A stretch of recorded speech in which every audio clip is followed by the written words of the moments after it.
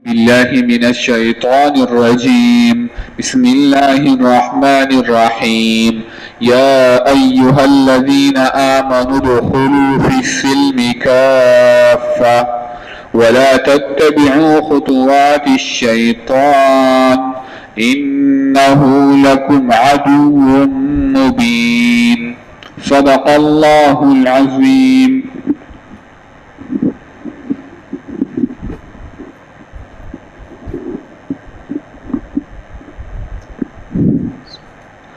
الحمد لله وحده والصلاة والسلام على من لا نبي بعد. أما بعد، قال الله تعالى في محكم كتابه: أعوذ بالله من الشيطان الرجيم. بسم الله الرحمن الرحيم. يا أيها الذين آمنوا ادخلوا في السلم كافة إلى آخر الآية. روح دین مخی الله تعالی د منافق انسان حال ذکر کو چې منافقان او خلق دي چې وی پزماکه کی فساد کوي او د خپل فساد ته وی اصلاح وي. وصلی الله تعالی په دې آیات کې مؤمنانو ته خطاب کوي چې ګور تاسو فسادیان نه جوړیږئ او تاسو سلامتیا ولا جوړ شئ. نو سلامتیا ولا به انسان له جوړیږي چې په اسلام باندې پورا عمل وکړي. ځکه د اسلام معنی هغه سلامتیا والا ده،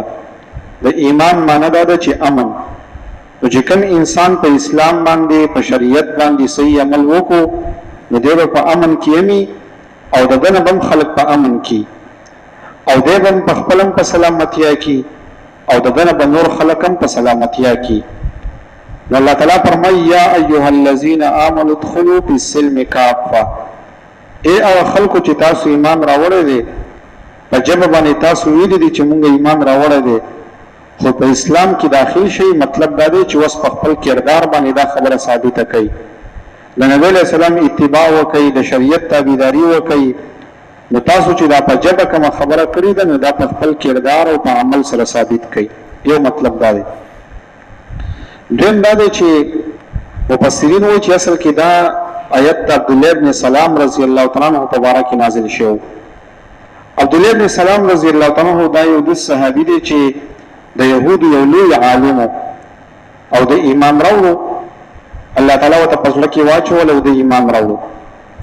نو بیا یو ځل د په ځل کې یو خیال راغی. دا خبره وکړه چې ګوره زمونږ په شریعت کې د خیالي د ورځې د تعظیم دا خو په مونږ باندې لازم او د نبی علیہ السلام په شریعت کې خدا سمنی نه دي. نو زبر اوله کوم نو هم د جمعې د ورځې عزت کوم، هم د خیالي د ورځې عزت کوم. دغه شان حضرت یعقوب علیہ السلام په ځان باندې د وخه حرام کړی و. نو زه په هغه شریعت باندې عمل کوم، ځکه د نبی علیہ السلام په شریعت کې خدای خدا وخه خړل سفرس خو نه دي. نو بس به نه خورم، نو ام په هغه شریعت باندې عمل راځي او په دې باندې راځي. نو الله تعالی دا آیت را نازل کو چې نه د سن کیږي. یا ایها الذین آمنوا ادخلوا فی السلم کافه، په اسلام کې پورا داخل شئ. ولا تتبعوا خطوات الشیطان، او تابعداري مکوئ د قدمونو د شیطان. انه لکم عدو مبین، هغه ستاسو دشمن ښکاره دی. یو مطلب دا شو. بل مطلب دا دی چې علما وایي چې په دې آیت کې الله تعالی ټول مسلمانانو ته حکم کوي چې یا ایها الذین آمنوا، ای مؤمنانو، ادخلوا فی السلم کافه، پورا په اسلام کې داخل شئ. مطلب دا دی چې انسان دا د سینه کې چې کومه خبره د طبیعت مطابق دي جو هغه مني، او چې کومه د طبیعت خلاف دی جو هغه نه مني. الله تعالی وجه سم کوي. ځکه نبی رسول الله په حدیث شریف کې فرمایلی دي چې الایمان بضع و 70 شعبه، دا ایمان چې دنه دی 2 شاخونه دي. و نبی رسول الله فرمایل چې د ټول لوی شاخ پکې کلمه طیبه ده. او پیغمبر علیہ السلام فرمایل معمولی نیکی پکې دا ده چې اماطة الاذى عن الطريق صدقه، چې انسان د سیو کې چې په لار کې یو ضروري شیز ده او هغه ضروري شیز انسان د لارې نه لري کی، نو دام د ایمان حصہ ده. او بیا نبی علیہ السلام فرمایل چې الحیاء شعبة من الايمان، دا په انسان کې چې حیا یې کنه دا حیام د ایمان یو شعبه ده. نو مطلب دا دی چې الله تعالی دلته فرمایي چې د ایمان چې دا څومره شعبې دي نو غره پدې کې پوره داخل شي د خپل خواهش تابعداري مکوئ دیو جن علماء وایي چې مؤمن با پزړه باندې هم د ایمان او د اسلام تابعداري د ذهن او د مازغه د اسلام تابعداري لکه مثلا عام طور باندې زموږ وس نوجوان نسل خصوصا چې کوم د سی پړه لیک دي نو هغه اکثر ذهنن د اسلام په اړه کې داوی اشکالات دي داوی وجدا چې هغه د سی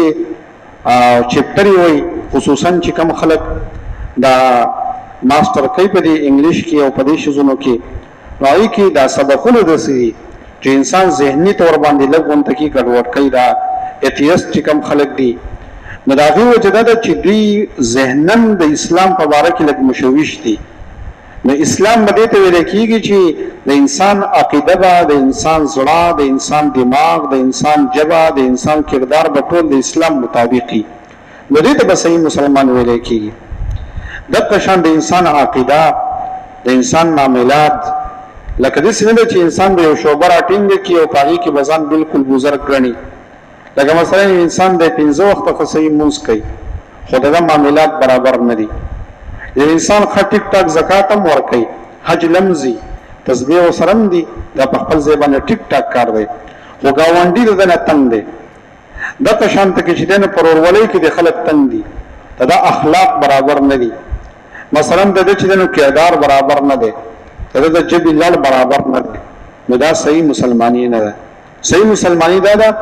چې الله تعالی فرمایي په اسلام کې پوره داخل شي د قشانت کې د انسان ظاهر او د انسان باطن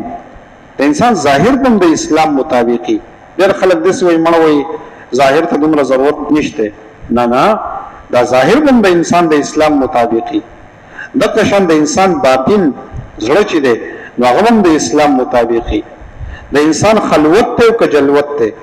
مطلب کچرته کې د خلکو په مینس کې دی نو ام بده د اسلام تابعداري او کزان له په ګوټ کې دی نو ام بده د اسلام تابعداري نو ځکه الله تعالی فرمایل چې یا ایها الذین آمنوا ادخلوا فی السلم کافه پوره په اسلام کې داخل شئ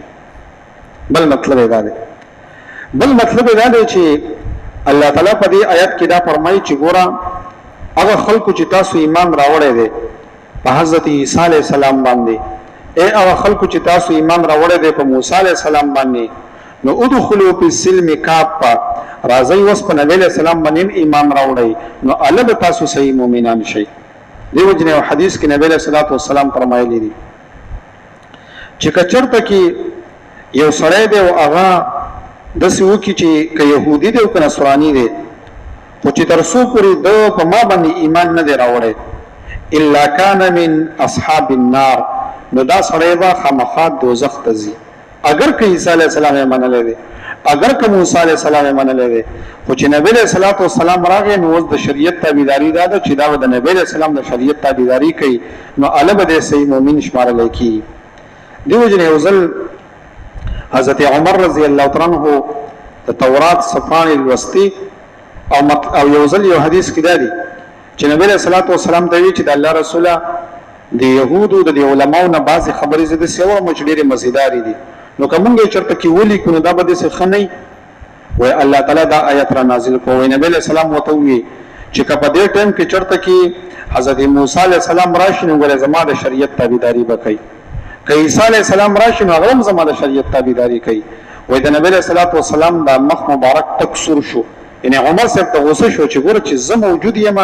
قرآن مجید موجود دی نو بیا نور کتابونو ته ضرورت نشته نو ځکه الله تعالی فرمایي چې په اسلام کې پوره داخل شي د اسلام نه بغیر اخوا دی خوا کېږئ ما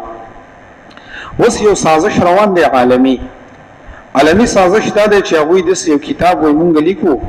چې په هغې کې به څه خبرې د تورات را جمع کړو څه به د انجیل را جمع کړو او څه به پکې د قرآن مجید را جمع کړو د دې خاص یو نوم دی د کتاب او هغه داسې وایي چې موږ د دې مذهبونو په منځ کې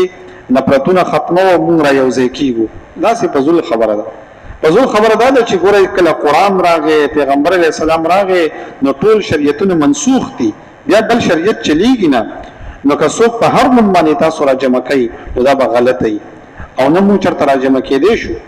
ځکه ټیک شو چې انسانیت په خپل ځای باندې دی مونږ د یهودي قدر کوو مونږ د نصراني قدر کوو احترامات یې شته حقوق یې شته خو نور زموږ په شریعت کې د هغوی سره د زړه مینه نشته. زموږ د عقیده ده چې د هغوی شریعت منسوخ دی. زموږ عقیده دا ده چې که قرآن مجید راغی نو د هغوی دین نه چلیږي. نو که څوک موږ په دغه دینونو باندې راجمع کوي نو دا به غلطه کوي او دغه کتاب چې د سره کتاب نه دی. نو دلته الله تعالی فرمایل چې په اسلام کې پوره داخل شي او که تاسو د دې نه بعد وښویدلی نو ان الله عزیز حکیم، الله تعالی انتقام اغستونکی دی او هغه حکمت والا دی، په وخت باندې به ستاسو بیا رانیسي. نو الله تعالی بیا دوی ته یو دعوت ورکوي و د دوی څه خیال دی چې هل ينظرون الا ان ياتيهم الله في ظلل من الغمام. دوی انتظار نه کوي مگر دې خبرې ته چې د الله حکم راشي په دې وریځو کې، مطلب چې د قیامت ورځ شي او په دې وریځو کې د عذابونه راشي، یا الله تعالی په خپل باندې په دې وریځو کې راشي او د دې میدان محشر ته راکوشي، والملائکه فرشتي راشي، وقضي الامر فیصله وشي. نو دغه ورځ ته انتظار کوي. نو الله تعالی ورته دعوت ورکوي چې ګوره قیامت ته انتظار مه کوئ، آخرت ته انتظار مه کوئ، د هغې نه مخکې راشئ او په دې اسلام کې پوره داخل شئ. ترون خلاصه د خبرې دا شوه چې ګوره مسلمانانو ته الله تعالی وایي چې په یو طرف باندې به ځې نه، بلکې د اسلام به پوره پالو کې، د اسلام به پوره تابعداري کې. نو اکثر نقصانات دی چې انسان مثلا په یو طرف باندې تلی بس مړه مطمئني مړه وایي د څه دومره ضرورت نشته او زه 5 وخته لمونځ کوم، بل طرف ته ټول سیسټم ګډوډي. نو دا د اسلام قانون نه دی، د اسلام مزاج نه دی. دغه شان مثلا که زه 5 وخته لمونځ کوم، زه امامتي کوم، زه د جمعې په ورځ واعظ کوم او زه مطمئن یم چې ما به زه به جنتي یم. نه، زما اخلاق، زما کردار، زما کورنۍ ژوند، زما د خلکو سره معاملات دا په خپل ځای باندې د هغې به انسان خیال ساتي. نو انسان په دې نه مطمئن کېږي چې زه دا یو عمل کوم چې بس که دا نور کوم او که نه کوم. نه، په اسلام کې پوره داخلېږي او ځان ظاهر باطن خلوت جلوت عقیده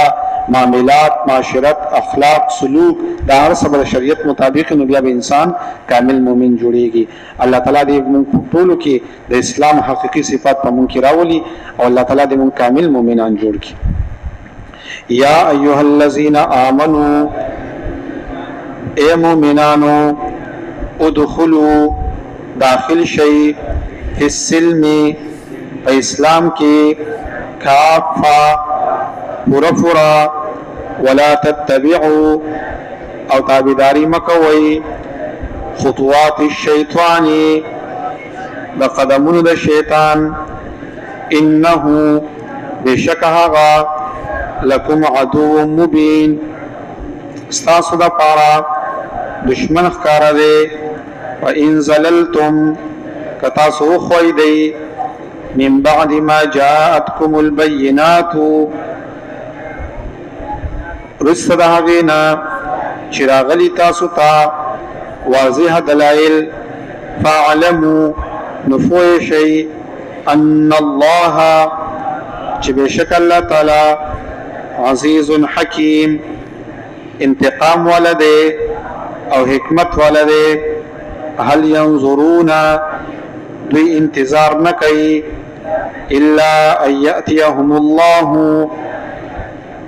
مگر چراشی اللہ تعالی دوی تا فی ظلل من الغمام پسور دوریزو کی والملائکت او پرشتے وقضی الامر او فیصلو کلشی د خبره وإلى الله ترجع الامور او خاص الله تعالی تا واپسی دا د ټولو کارونو. الحمد لله رب العالمين والعاقبة للمتقين، الصلاة والسلام على رسوله محمد وعلى آله وأصحابه أجمعين. اللهم احسن عاقبتنا في الأمور كلها وأجرنا من خزي الدنيا وعذاب الآخرة. اللهم إنا نجعلك في نحورهم ونعوذ بك من شرورهم. اللهم استر عوراتنا وآمن روعاتنا برحمتك يا أرحم الراحمين.